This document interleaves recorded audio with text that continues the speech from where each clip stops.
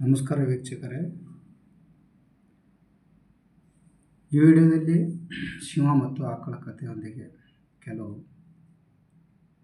ಸಾಮಾಜಿಕ ಬದುಕಿನ ವಾಸ್ತವಿಕ ಕೆಲವು ಮಹತ್ವದ ವಿಷಯಗಳು ಹೇಳಿದ್ದೇನೆ.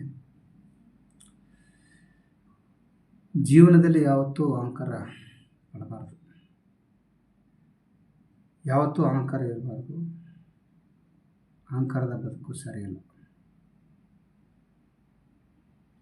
ನಾನು ಅನ್ನೋರು ನರಕ ಸೇರಿದ್ದಾರೆ, ಮಣ್ಣು ಬುಕ್ಕಿದ್ದಾರೆ. ಅಹಂಕಾರಿಗಳಿಗೆ ಯಾವತ್ತೂ ಕ್ಷಮೆ ಇಲ್ಲ. ಇಲ್ಲಿ ಅಹಂಕಾರದಲ್ಲಿ ಬದುಕುತ್ತಿರುವ ಮನುಷ್ಯನು ಚಕ್ರದಲ್ಲಿ ಸಿಕ್ಕಾಕಿಕೊಳ್ಳುತ್ತಾನೆ, ಕೆಸರಿನಲ್ಲಿ ಸಿಕ್ಕಾಕಿಕೊಳ್ಳುತ್ತಾನೆ. ಈ ಅಹಂಕಾರದ ಮೇಲೆ ಒಂದು ಚಿಕ್ಕ ಕತೆ ಇದೆ, ಕೇಳಿ. ಒಂದು ದಿನ ಹಸುವು ಹುಲ್ಲು ತಿನ್ನುತ್ತಾ ಮೇಯುತ್ತಾ ಅರಣ್ಯದ ಕೊನೆಯವರೆಗೆ ಹೋಗಿ ಮುಟ್ಟಿತು. ಅದರ ಹಿಂದೆ ಒಂದು ಸಿಂಹವು ಇತ್ತು. ಆ ಹಸು ಹೋಗುತ್ತಿರುವುದನ್ನು ನೋಡಿ ತನ್ನ ಮನಸ್ಸಿನಲ್ಲಿ ಯೋಚಿಸಿತು, ಇವತ್ತು ನನ್ನ ಊಟ ಸರಿಯಾಗಿ ಆಗುತ್ತದೆ ಅಂತ. ನನಗೆ ತುಂಬ ತೃಪ್ತಿ ಕೊಡ್ತದೆ ಅಂತ ಯೋಚಿಸಿ ಇವತ್ತು ನನ್ನ ಶಿಕಾರ್ ಸಿಕ್ಕಿದೆ ಅಂತ ಸಿಂಹವು ಅತಿ ವೇಗವಾಗಿ ಓಡಿತು. ಮತ್ತು ಹಸು ಸಹ ಭಯದಿಂದ ತಪ್ಪಿಸಿಕೊಳ್ಳಲು ಓಡಲು ಪ್ರಾರಂಭಿಸಿತು. ಓಡುತ್ತಾ ಮುಂದೆ ಹೋಗಿ ಕೆಸರಿನಲ್ಲಿ ತುಂಬಿದ ಒಂದು ತಗ್ಗಿನಲ್ಲಿ ಸಿಕ್ಕಾಕಿಕೊಂಡಿತು. ಸಿಂಹವು ಕೂಡ ಅದೇ ಕೆಸರಿನಲ್ಲಿ ಸಿಕ್ಕಾಕಿಕೊಂಡಿತು. ಎರಡೂ ಅದೇ ಕೆಸರಿನಲ್ಲಿ ಸಿಕ್ಕಾಕಿಕೊಂಡವು. ಒಂದು ಹೆಜ್ಜೆಯೂ ಕೂಡ ಮುಂದೆ ಹೋಗಲು ಸಾಧ್ಯವಾಗಲಿಲ್ಲ. ಆಗ ಹಸು ಸಿಂಹಕ್ಕೆ ಕೇಳಿತು, ನಿನಗೆ ಯಾರಾದರೂ ಸಹಾಯ ಮಾಡುವವರು ನಿನಗೆ ಇದ್ದಾರೆ ಅಂತ ಕೇಳಿತು. ನಿನಗೆ ಯಾರಾದರೂ ಮಾಲೀಕರು ಇದ್ದಾರೆ ಅಂತ ಕೇಳಿತು. ಸಿಂಹ ಹೇಳಿತು, ಇಲ್ಲ, ನನಗೆ ಯಾರೂ ಇಲ್ಲ ಅಂತ. ನನಗೆ ಯಾವ ಮಾಲೀಕನೂ ಇಲ್ಲ, ಯಾರೂ ಇಲ್ಲ ಅಂತ ಅಹಂಕಾರದಿಂದ ಹೇಳಿತು. ಈ ಕಾಡಿನ ರಾಜ ನಾನೇ ಇದ್ದೇನೆ ಅಂದಿತು, ನಾನೇ ಮಾಲೀಕನು ಎಂದಿತು. ಆಗ ಹಸು ಮುಗುಳ್ನಗೆಯಲ್ಲಿ ಹೇಳಿತು, ಒಂದು ವೇಳೆ ನಿನಗೆ ಮಾಲೀಕನು ಇಲ್ಲ ಅಂದಮೇಲೆ ನಿನಗೆ ಕಾಪಾಡುವುದಕ್ಕೆ ಯಾರು ಬರುತ್ತಾರೆ ಅಂತ ಕೇಳಿತು. ಆಗ ಸಿಂಹವು ಶಾಂತವಾಗಿ ಬಿಟ್ಟಿತು. ಸಿಂಹಕ್ಕೆ ತುಂಬ ಭಯಪಟ್ಟಿತು. ಮತ್ತು ಆ ಹಸು ಹೇಳಿತು, ನನ್ನ ಮಾಲೀಕನು ಇದ್ದಾನೆ, ನನಗೆ ಹುಡುಕುತ್ತಾ ಬಂದೇ ಬರ್ತಾನೆ ಅಂತ ಸಿಂಹಕ್ಕೆ ಹೇಳಿತು. ಕೆಲ ಸಮಯದ ನಂತರ ಹಸುವಿನ ಮಾಲೀಕನು ಅಲ್ಲಿಗೆ ಬಂದೇ ಬಿಟ್ಟನು. ಅದಕ್ಕೆ ಹಗ್ಗ ಹಾಕಿದನು, ಕೆಸರಿನಿಂದ ಹೊರಗೆ ತೆಗೆದನು. ಸಿಂಹವು ಕೆಸರಿನಲ್ಲಿ ಸಿಕ್ಕಿಕೊಂಡಿತು. ನೆನಪಿಟ್ಟುಕೊಳ್ಳಿ, ಯಾರ ತಲೆ ಮೇಲೆ ಕೈ ಇರ್ತದೆಯೋ, ಸಹಾಯ ಇರ್ತದೆಯೋ, ಅವರು ಕೆಸರಿನಲ್ಲಿ ಸಿಕ್ಕಿಕೊಂಡು ಹೊರಬರ್ತಾರೆ. ಆದರೆ ಅಹಂಕಾರದಿಂದ ಇದ್ದವರು ಕಷ್ಟಪಡಬೇಕಾಗ್ತದೆ. ಜೀವನದಲ್ಲಿ ಅಹಂಕಾರವು ಯಾವ ಕೆಲಸಕ್ಕೆ ಬರುವುದಿಲ್ಲ. ಕಷ್ಟದ ಕಾಲದಲ್ಲಿ ಅಹಂಕಾರ ಅಲ್ಲ, ಬುದ್ಧಿವಂತಿಕೆ ಕೆಲಸಕ್ಕೆ ಬರುತ್ತದೆ. ಜೀವನದಲ್ಲಿ ಯಾವತ್ತೂ ಅಹಂಕಾರ ಕೊಡಬಾರದು.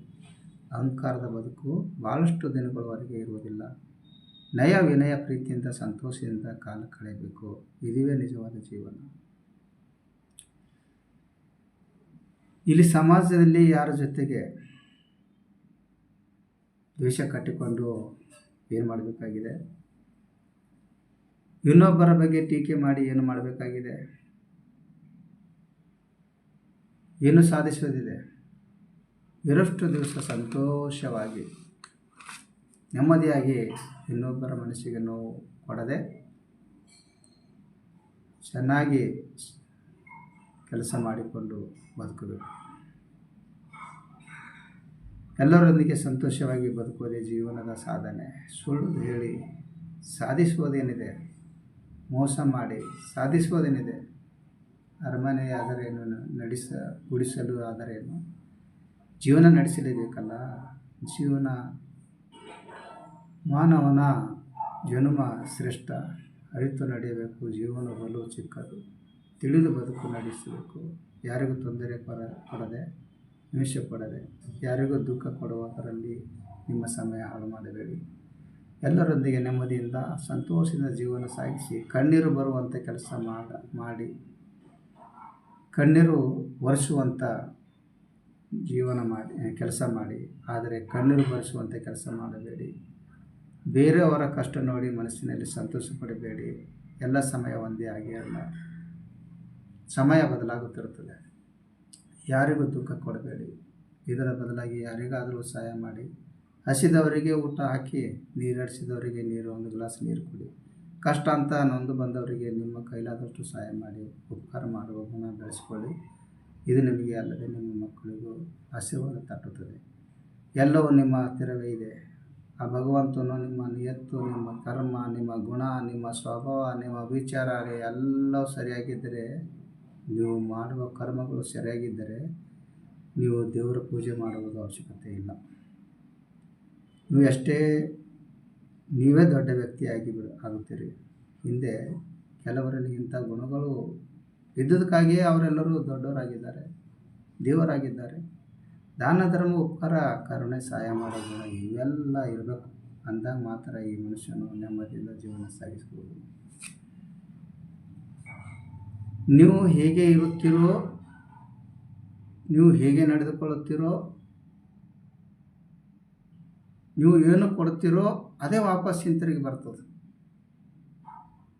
ಒಂದು ವೇಳೆ ಬೇರೆಯವರಿಗೆ ಸುಳ್ಳು ಹೇಳುವುದು, ಮೋಸ ವಂಚನೆ ಮಾಡುತ್ತಿರೋ, ನಂಬಿಕೆ ದ್ರೋಹ ಮಾಡುವುದು, ಇನ್ನೊಬ್ಬರ ತಲೆ ಹೊಡೆದು ಸಂಪಾದನೆ ಮಾಡುವುದು, ಇವು ಭಾಳ ದಿನ ಉಳಿಯುವುದಿಲ್ಲ.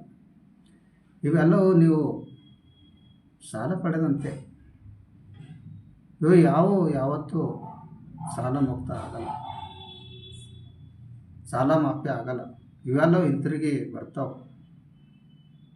ಅದು ಬಡ್ಡಿ ಸಮೇತ ಬರ್ತದೆ. ಎಲ್ಲದಕ್ಕೂ ಮಾಫಿ ಇದೆ, ಆದರೆ ಕರ್ಮಕ್ಕೆ ಯಾವತ್ತೂ ಮಾಫಿ ಇಲ್ಲ. ಅದಕ್ಕೆ ಕರ್ಮ ಸರಿಯಾಗಿ ಮಾಡಿ, ವಿಚಾರಿಸಿ ಸರಿಯಾಗಿಟ್ಕೊಳ್ಳಿ. ಮನಸ್ಸು ಸರಿಯಾಗಿರಲಿ. ನೀವು ಹೇಗೆ ನಡೆದುಕೊಳ್ಳುತ್ತೀರೋ ಹಾಗೇ ನಡೆಯುತ್ತದೆ. ಒಂದು ವೇಳೆ ಕೆಟ್ಟ ಕೆಲಸಗಳು ಮಾಡಿದರೆ ಮುಂದೆ ನಿಮಗೂ ಕೆಟ್ಟದೇ ಆಗುತ್ತದೆ. ಒಳ್ಳೆಯ ಕೆಲಸಗಳು ಮಾಡಿದರೆ ಒಳ್ಳೆಯದೇ ಆಗುತ್ತದೆ. ಅದು ನಿಮ್ಮ ಕರ್ಮದ ಮೇಲೆ ಹೋಗುತ್ತದೆ. ಬೇರೆಯವರಿಗೆ ದುಃಖ ಕೊಡಬಾರದು, ಬೇರೆಯವರ ಮನಸ್ಸು ನೋಯಿಸಬಾರದು, ಬೇರೆಯವರ ಮನೆಗೆ ಬೆಂಕಿ ಹಚ್ಚಬಾರದು. ಬೇರೆಯವರ ಮನೆಗೆ ಬೆಂಕಿ ಹಚ್ಚಲು ಹೋದರೆ ನಾಳೆ ನಿಮ್ಮ ಮನೆಗೂ ಬೆಂಕಿ ಹಚ್ಚಲು ಬಂದೇ ಬರುತ್ತಾರೆ. ಇದು ಕಾಲಚಕ್ರ ಇದ್ದ ಹಾಗೆ. ಹೇಗೆ ಅಂದರೆ, ಜೀವಂತ ಇರುವೆಗಳು ಗುಬ್ಬಿಗಳು, ಪಕ್ಷಿಗಳು ತಿನ್ನುತ್ತವೆ. ಮತ್ತು ಸತ್ತು ಬಿದ್ದ ಗುಬ್ಬಿಯನ್ನು ಇರುವೆಗಳು ತಿನ್ನುತ್ತವೆ ಅಷ್ಟೇ. ನದಿಯಲ್ಲಿ, ಹೊಳೆಯಲ್ಲಿ ಹರಿದು ಹೋಗುತ್ತಿರುವ ಹುಳುಗಳು, ಇರುವೆಗಳು, ಮೀನುಗಳು ತಿಂತಾವೆ. ಮತ್ತು ನೀರು ಬತ್ತಿ ಹೋದಾಗ ಸತ್ತು ಬಿದ್ದ ಮೀನುಗಳನ್ನು ಇರುವೆಗಳು, ಹುಳುಗಳು ತಿನ್ನುತ್ತಾವೆ.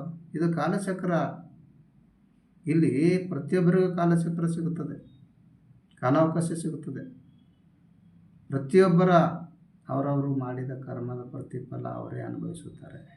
ಸುಳ್ಳು ಹೇಳಿ ಮೋಸದಿಂದ ಮಾಡಿದ ಹಣ ಆಗಲಿ, ಆಸ್ತಿ ಅಂತಸ್ತು ಆಗಲಿ, ಇದು ಜೀವನದಲ್ಲಿ ಯಾವತ್ತೂ ತೃಪ್ತಿ ಕೊಡಲ್ಲ. ಅನ್ನದಿಂದ ಮಾಡಿದ ಸಾಯಂಕಾಲದವರೆಗೆ ಮಾತ್ರ ಇರುತ್ತದೆ. ಕಷ್ಟಪಟ್ಟು ದುಡಿದು ಹಣ, ಆಸ್ತಿಯ ಏನೇ ಆಗಲಿ, ನೀನು ಇರುವವರೆಗೆ ಉಳಿಯುತ್ತದೆ. ಅದಕ್ಕಾಗಿ ಜೀವನದಲ್ಲಿ ಎಲ್ಲರಿಗೂ ಒಳ್ಳೆಯದೇ ಬಯಸಿ, ಮೂಮಿ ಮಿಟ್ಟಿ ಬಾತೆ ಬಗಲ್ ಮೇ ಚೂರಿ, ಈ ಥರ ಬೇಡ. ಜೀವನ 3 ದಿನದ ಸಂತೆ ಇದ್ದ ಹಾಗೆ. ಎಲ್ಲರಿಂದ ನಗುತ್ತಾ ಬಾಳಿ, ಇದೇ ಜೀವನ ಕಡೆ. ವಿಡಿಯೋ ಇಷ್ಟ ಆದರೆ ಲೈಕ್ ಮಾಡಿ, ಶೇರ್ ಮಾಡಿ, ಸಬ್ಸ್ಕ್ರೈಬ್ ಮಾಡೋದನ್ನು ಮರೆಯಬೇಡಿ. ಧನ್ಯವಾದಗಳು.